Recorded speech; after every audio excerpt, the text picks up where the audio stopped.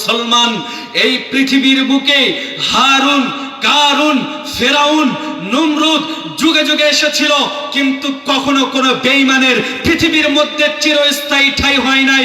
কথা বলুন ঠিক কিনা?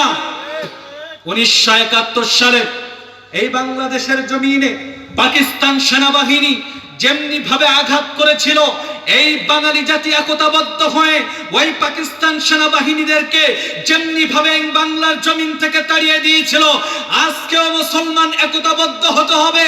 পৃথিবীর রন্দে রন্দে, রাজপথে রাজপথে ইসলাম বিরোধী, সমাজ বিরোধী, নবী বিদ্বেষী, কোরআন বিদ্বেষী যারা বাংলার জমিনে মাথা উঁচু করে দাঁড়াবে, তাদের জিহ্বা টেনে ছেড়ে বাংলার জমিনে ফুটে দিতে হবে, ফুটে দিতে হবে, ফুটে দিতে হবে। ঠিক কিনা বলেন? আরো যারা বলেন ঠিক কিনা? এই আওয়াজে আমি মানি না, যারা বলুন ঠিক কিনা? আমি জিহাদি হুজুর ঢাকা থেকে এসেছি, মনে করেছেন ছোট্ট একটা মানুষ কি বলবে? মনে রাখবেন সবসময় ছোট মরিচা ঝাল বেশি, কোরআন বিদ্বেষী, নবী বিদ্বেষী বাংলার জমিনে ঠাঁই পায়নি আজ পর্যন্ত।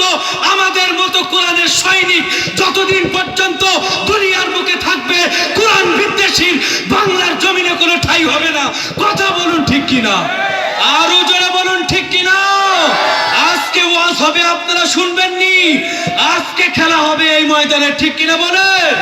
তবে আজকে মুনাফিক যারা আছে, মুনাফিক সাইজ করবো। কথা বলেন ঠিক কিনা? আপনারা কি কষ্ট পাচ্ছেন? এটা কিন্তু সামান্য একটু হালকার উপরে ঝাপসা দিলাম, এরপর নারীদের দিব, বুড়াদের দিব, যুবকদের দিব, তারপরে আরেকটু হালকা ওয়াজ হবে। রাজি আছেন সবাই? আমি কিন্তু যাইতাই মানুষ না, একটু কঠিন গরম মানুষ, আপনারা আবার কিছু মনে নিয়েন না।